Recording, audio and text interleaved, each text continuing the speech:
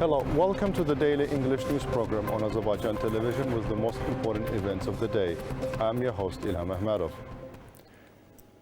Azerbaijan is rebuilding Karabakh and Eastern Zangezur with its own resources without receiving help from anyone. The work done for the return of the inhabitants of this land to the historical motherland has been accelerated. President İlham, who honorably fulfilled the mission of reconstruction of Karabakh and Eastern Zangezur, directly supervises the work done with his regular visit to the region. With this new mission, the other state is making the next great dream of nationwide leader Heydər Əliyev and our people come true. Bu meydandan Şuşanın azadlığı ilə bağlı hər bir raport veriləndən sonra on that day, after military reports on the liberation of Shusha was given to me from the square, after a flag was raised on this building, I visited my father's grave and said in my heart, the mission has been accomplished, reported by Supreme Commander-in-Chief İlham Əliyev. This was perhaps the most important and responsible speech of President İlham Əliyev in his life and activity. The head of state honorably fulfilled the important stage of the historical mission he took upon himself by realizing the greatest dream of great leader Heydər Əliyev and our people.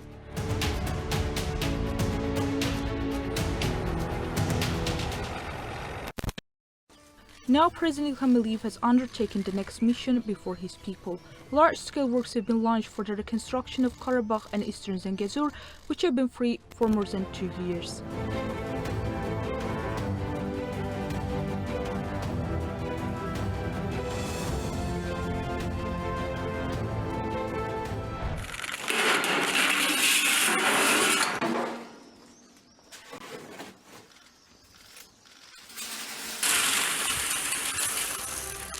Aprelin 23'ünde We established a border checkpoint on the Azerbaijan-Armenia border on April 23rd, raised the Azerbaijani flag there, and fully restored our territorial integrity. Our civilian mission will continue as well, and we will honorably fulfill the mission of restoring this beautiful land. Under the direct supervision and instructions of the head of state, modern cities and towns, smart villages are being built in the region, and huge infrastructure is being built.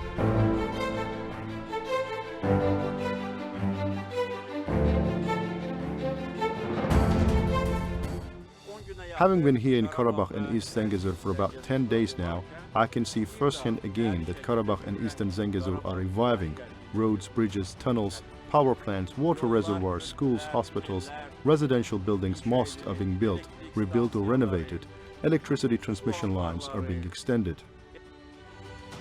Azerbaijan is rebuilding its liberated lands at the expense of its financial resources. The concept of economic development and successful oil strategy founded by great leader Heydər Əliyev, who has unprecedented services before his people, creates a strong financial incentive for all these large-scale works.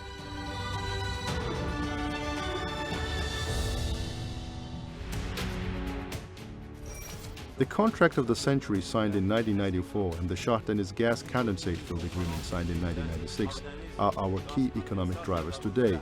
Everyone can see how vital Azerbaijani gas is today. The geopolitical importance of our country has significantly increased. Today, Azerbaijani gas is transported to 6 countries.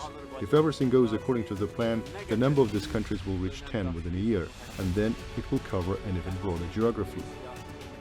The policy successfully developed by President İlham Əliyev brings revenues to our country and increases the political influence and rule of Azerbaijan in the international world. Our country, located in a favorable geographical location, is at the center of huge strategic international projects.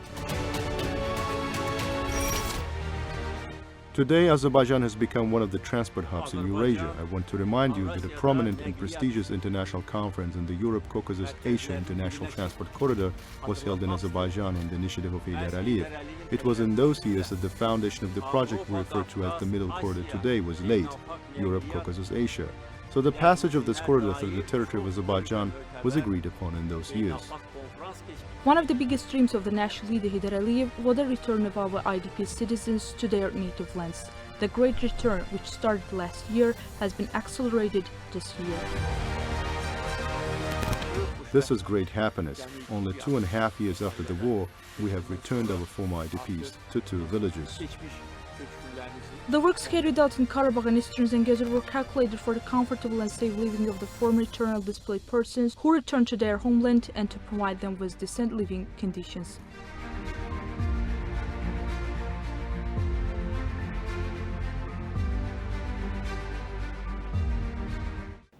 The leadership of the French company Total Energy is back in Azerbaijan. The company, which intends to enter a new stage of cooperation with our country, is the operator of the development of the offshore field in the Azerbaijani sector of the Caspian Sea. Although it was planned to start production of the first gas at the field in 2018, this did not happen. The French company Total Engineers intends to expand the existing cooperation with Azerbaijan. During the visit of the company's management to our country, issues of expanding partnerships in the oil and gas sector and prospects for cooperation in the field of renewable energy production were discussed. Əldə olunmuş razılaşmaya əsasən 2018-ci ildən artıq Abşeron yatağı üzrə Total şirkəti hasılata... According to the agreement reached, Total was supposed to start production at the Abşeron field in 2018. And already for the current year, the second phase of the field development was planned. All this was not done, but despite this, the management of Total during a meeting with President İlham emphasized its interest in continuing and expanding cooperation in the field of energy.